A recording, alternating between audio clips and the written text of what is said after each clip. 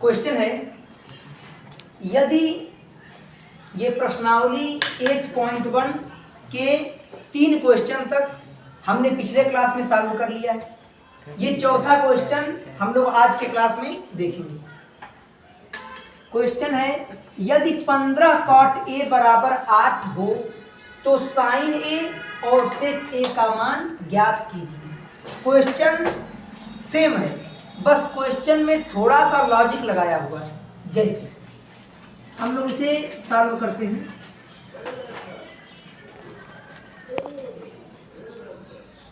Question में कहा है 15 cot A बराबर 8, ये दिया हुआ है। अब यहां से आप cot A का मान निकाल लीजिए। अब ये 8 है ना, हमें तो cot A का मान चाहिए। तो मैंने आपको पहले भी बताया है कि जिसकी वैल्यू निकालनी होती है उसको बराबर के एक तरफ लिखते हैं और बाकी को दूसरे तरफ भेज देते हैं। हमें तो cot A का मान चाहिए, तो ये 15 इसमें गुणा कर रहा है। क्यों? ये एक चर संख्या आप इसे मान सकते हैं और ये एक अचर है। तो अगर इनके बीच कोई चिन्ह नहीं दिया है तो मतलब गुणा का चिन्ह माना जाएगा। और अगर 15 इधर गुणा कर रहा है तो बराबर के इधर आकर ये भाग करेगा। तो cot A बराबर 8/15। अब बस फर्क इतना था, इस क्वेश्चन में वो डायरेक्ट नहीं लिखा कि cot A बराबर 8/15 हो तो sin A और sec A का मान ज्ञात कीजिए, बल्कि वो क्वेश्चन को थोड़ा सा गुमराह कर दिया। कैसे? 15 cot A बराबर 8, ताकि आप प्रेजेंट ऑफ माइंड लगा करके इस चीज को जान सकें कि cot A का मान 8/15 है। अब ध्यान दीजिएगा, cot थीटा बराबर होता है आधार बटे लंब, मतलब आधार का मान 8 है और लंब का मान 15 है। हम एक त्रिभुज बना लेते हैं। ये रहा आपका एक त्रिभुज। तो हम लोग एक त्रिभुज बना लेते हैं। ये है समकोण त्रिभुज, इसका नाम रख देते हैं ABC। ये 90 डिग्री का एंगल है। अब क्वेश्चन में क्या कहा? cot A, हमें तो cot थीटा के बारे में पता है। तो अगर आप cot A की तुलना करेंगे cot थीटा से तो cot से cot तुलना में खत्म हो जाएगा। लेकिन तुलना करते हैं तो काटते नहीं है वैल्यू को, बस हम मान लेते हैं कि तुलना हो रही है।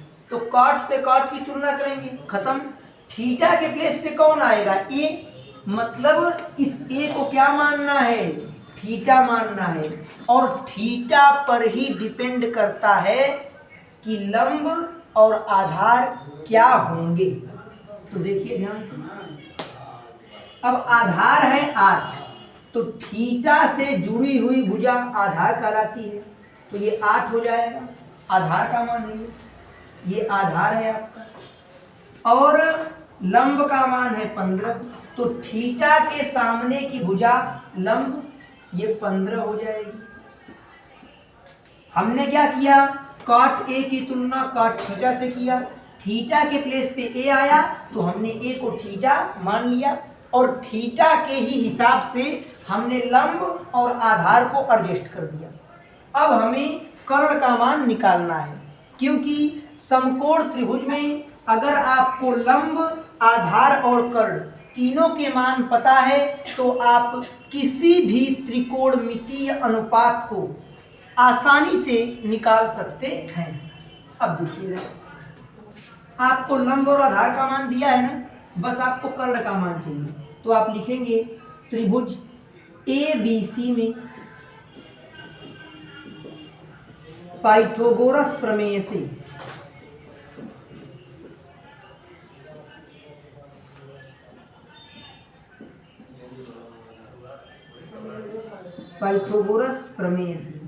जितनी चीजें आपको मैं बता रहा हूं, जैसे ही चैप्टर खत्म होगा इसका टेस्ट होगा। एक एक क्वेश्चन इसी तरीके से दिए जाएंगे, इसलिए ध्यान से पढ़ना है। अभी आपको लग रहा है कि क्वेश्चन आसान है, जब आप खुद टेस्ट में लगाएंगे तो आपको रियलाइज होगा कि क्वेश्चन में कैसे कॉन्सेप्ट लगा हुआ है। तो ध्यान से देखेंगे, एक एक कॉन्सेप्ट को मैं डिटेल में आपको समझा रहा हूँ, बस आप ध्यान से देखते रहें। त्रिभुज ABC में पाइथागोरस के प्रमेय से। पाइथागोरस का प्रमेय क्या है? कर्ण का स्क्वायर बराबर लंब का स्क्वायर प्लस आधार का स्क्वायर। अब मैंने आपको बताया था कि अगर त्रिकोणमितीय अनुपात है तो जो चीजें रेशियो में दी हुई हैं, जैसे अगर कहीं लिखा है A संबंध B, तो इसे हम लिख सकते हैं A/B। और जहां पर अनुपात होता है वहां पर कोई न कोई चर संख्या मान लेते हैं। तो यहां से आप मान लेंगे कि आधार जो है आपका, ये जो आपका आधार है इसे हम 8x मान लेते हैं, और जो आपका लंब है इसे हम 15x मान लेते हैं। इससे ये होगा कि एग्जामिनर आपके नंबर को काट नहीं पाएगा। नहीं तो एग्जामिनर के पास आपके नंबर को काटने का एक एक्चुअल रीजन होगा कि आपने अनुपातिक राशियों में कोई वेरिएबल नहीं लगाया है, इसीलिए एग्जामिनर आपके नंबर को काट रहा है।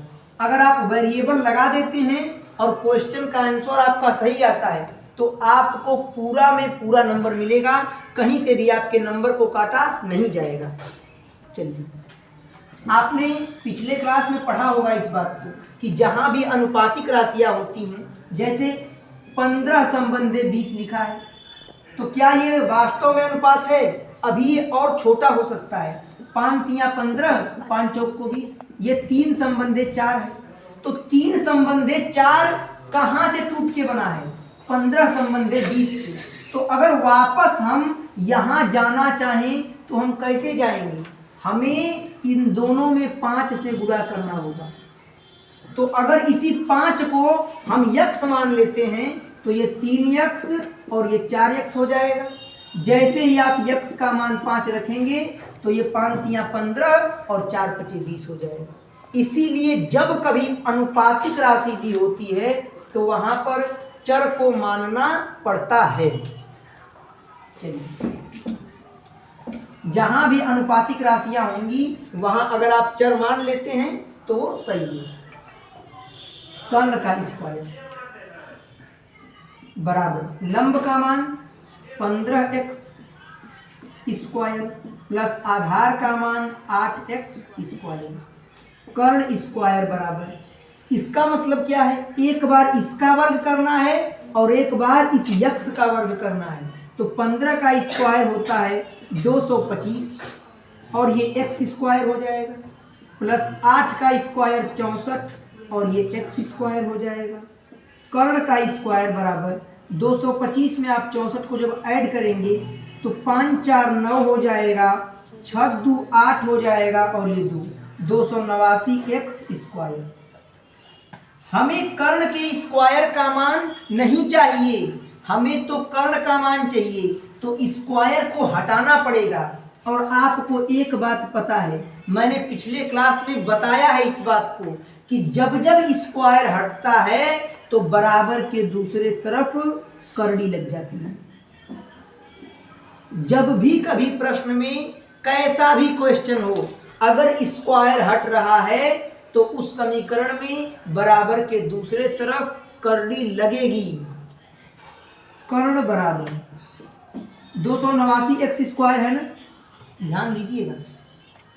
289 को आप लिख सकते हैं 17 गुणे 17 और एक्स स्क्वायर को आप क्या लिख सकते हैं? यक्स गुणे यक्स। इन दोनों के बीच कोई चिन्ह नहीं दिया है, मतलब गुणा का चिन्ह है। क्यों? एक अचर राशि और एक चर राशि के बीच अगर कोई चिन्ह नहीं दिया है तो गुणा का चिन्ह माना जाता है। कर्ण बराबर, अब आपको पता है कि करड़ी के अंदर जिसका जोड़ा बन जाता है वो मान करड़ी से बाहर निकल जाता है। 17 का जोड़ा बन गया तो 17 करड़ी के बाहर हो जाएगा। जो वैल्यू 2 बार होती है वर्गमूल में उसे 1 बार लिखते हैं। यक्स का जोड़ा बन गया तो यक्स भी बाहर निकल जाएगा। तो कर्ण का मान आ चुका है 17 यक्स।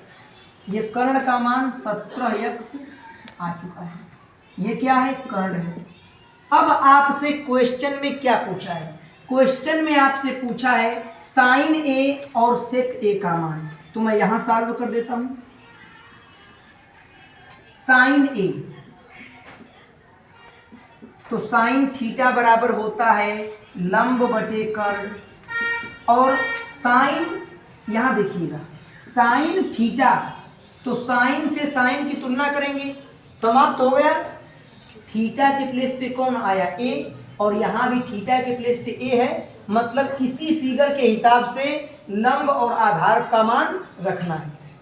तो लंब का मान कितना है 15 बटे कर्ण का मान कितना है 17। अब देखिए ये लंब का मान हमने यहाँ 15x माना है। हमने आपको बताया था जब अनुपातिक राशियां होती हैं तो वहां यक्स लगा देते हैं। तो अगर आपने यक्स लगाया है तो यहाँ भी आपको यक्स लगाना होगा। तो ये हो जाएगा 15x और ये हो जाएगा 17x। यक्स से यक्स कट जाएगा तो साइन ए का मान क्या आया 15 बटे 17। अगर आप यक्स नहीं लगाते तब भी आपका आंसर सेम आता, क्योंकि अनुपात है। अगर लिखा है ए संबंधी बी तो इसका मतलब क्या है ए अपान बी। अगर यहाँ यक्स होगा यहाँ यक्स होगा तो वो तो आपस में कट ही जाएंगे, आंसर तो ए अपान बी ही आएगा। आंसर पर कोई फर्क नहीं पड़ेगा। लेकिन चूंकि बोर्ड एग्जाम की तैयारी हम लोग कर रहे हैं, हमें बोर्ड एग्जाम देना है, तो वहां पर हमें यक्स लगाना होगा, क्योंकि अनुपात का नियम है अगर कोई वैल्यू अनुपात में है तो वहां पर एक चर संख्या मानना पड़ता है। क्योंकि अनुपात जो है वो एक छोटी राशि है, किसी राशि का एक न्यूनतम रूप है अनुपात। तो उस अधिकतम रूप को प्राप्त करने के लिए कोई संख्या, कोई चर आपके पास होना चाहिए जिसको आप लगा सकें। तो जब भी कभी अनुपात देगा तो आप वहां कुछ भी मान सकते हैं। यक्स मान लीजिए, अगर एक में आप यक्स माने हैं तो दूसरे में भी आपको यक्स ही मानना पड़ेगा। एक में आपने वाई माना है तो दूसरे में भी आपको वाई ही मानना पड़ेगा। तो साइन ए का मान निकल चुका है। अगला क्वेश्चन क्या किया है, सेक ए। सेक ए बराबर, तो सेक थीटा बराबर होता है कर्ण बटे आधार। सेक थीटा बराबर होता है कर्ण बटे आधार। थीटा के प्लेस पे कौन आया ए, मतलब यही फिगर है, थीटा के प्लेस पे ए है। इसी के हिसाब से लंब और आधार का मान लिखेंगे। आपको पता है थीटा के चेंज होने से लंब और आधार बदलता है, लेकिन कर्ण का मान कभी नहीं बदलता। तो कर्ण कितना है 17x बटे आधार कितना है आपका 8x। यक्स एक्स कट गया ना, आंसर तो सेम ही आएगा। तो ये हो जाएगा 17 बटे में 8। ये आंसर आ चुका है। तो प्रश्नावली 8.1 का ये चौथा क्वेश्चन आपका सॉल्व हो चुका है। किसी को कहीं डाउट है तो आप पूछ सकते हैं, नहीं तो आप इसे नोट कर लीजिए।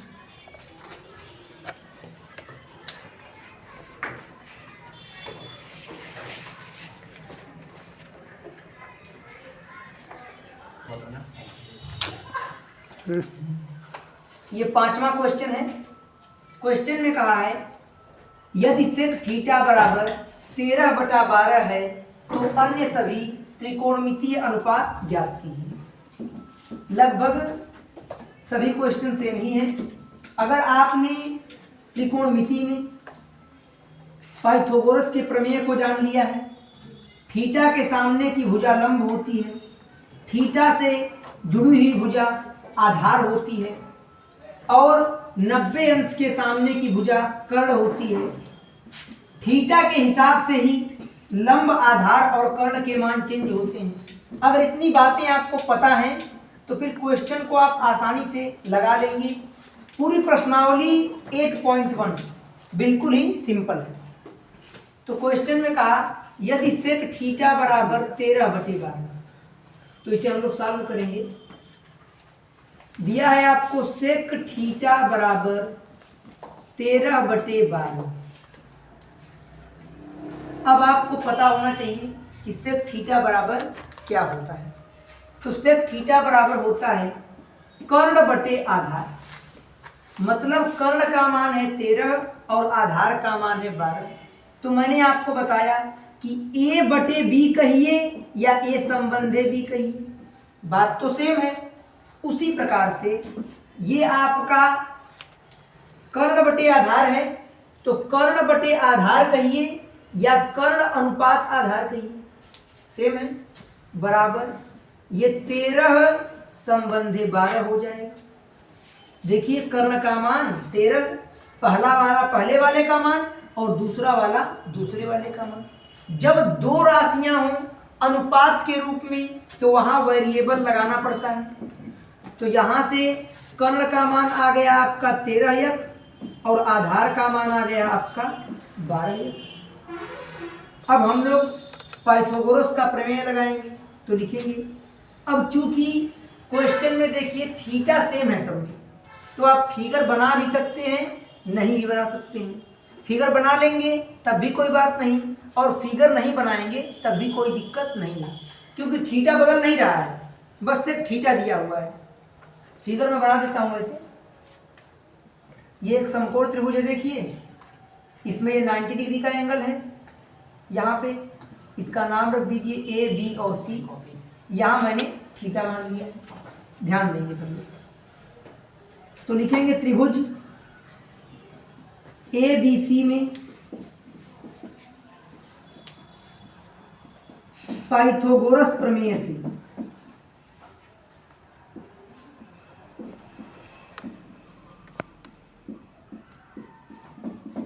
पाइथागोरस का प्रमेय क्या होता है? कर्ण का स्क्वायर बराबर लंब का स्क्वायर प्लस आधार का स्क्वायर। कर्ण का मान आपको दिया हुआ है 13x, तो लिखेंगे 13x का स्क्वायर बराबर लंब का मान आपको ज्ञात करना है, लंब का स्क्वायर प्लस आधार का मान दिया हुआ है 12x, तो लिखेंगे 13 का स्क्वायर 169 और ये x स्क्वायर हो जाएगा बराबर लंब का स्क्वायर प्लस ये आधार का स्क्वायर है 12 का स्क्वायर 144 और x स्क्वायर 169 x स्क्वायर। अब हमें तो लंब का मान चाहिए, तो जिसका मान निकालना है उसको बराबर के एक तरफ इधर ध्यान देना है और बाकी को दूसरे तरफ। तो ये माइनस हो जाएगा, ये बराबर के इधर प्लस में है, इधर आके माइनस में हो जाएगा। ये हो जाएगा 144 x स्क्वायर बराबर लंब का स्क्वायर। तो मैं यहां इसे सॉल्व करता हूं। ये 169 में से 144 आप घटाएंगे, 25 x स्क्वायर बचेगा। 169 x square minus 144 x square आप इसमें से घटाएंगे तो बचेगा 25 x स्क्वायर बराबर लंब का स्क्वायर। अब लंब का स्क्वायर बराबर इतना कहिए या कहिए लंब का स्क्वायर बराबर 25x स्क्वायर। बातें सेम है यहाँ तक। तो ये L बराबर क्या हो जाएगा, स्क्वायर हटेगा तो करड़ी लग जाएगी, करड़ी में 25x स्क्वायर।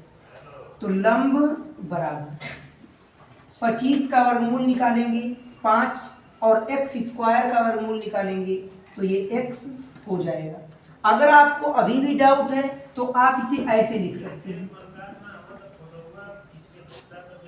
आप इसे 25 को 5 गुणे 5 लिख सकते हैं। इनके बीच कोई चिन्ह नहीं है तो गुणा का चिन्ह होगा। x स्क्वायर को आप डाइवर्ज करेंगे, इसे तोड़ेंगे तो ये x गुणे x होगा। तो लंब बराबर ये 5 का जोड़ा बना, तो जिसका जोड़ा बनता है वो करड़ी के बाहर निकलता है तो 5 बाहर आ जाएगा। यक्स का भी जोड़ा बन रहा है तो यक्स भी करड़ी के बाहर आ जाएगा।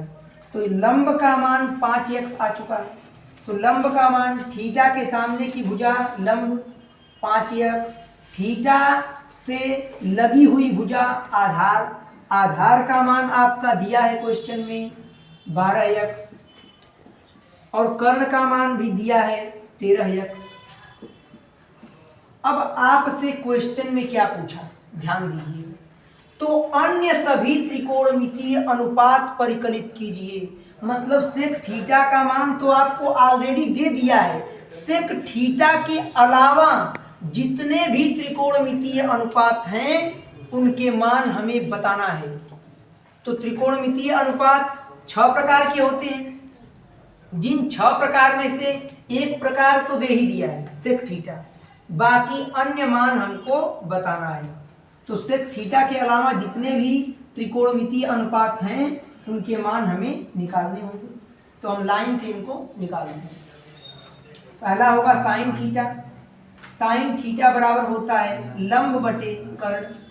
अब चूंकि क्वेश्चन में ये नहीं कहा है कि थीटा चेंज हो रहा है, मतलब थीटा का मान एक ही जगह दिया हुआ है, तो लंब और आधार भी चेंज नहीं होंगे।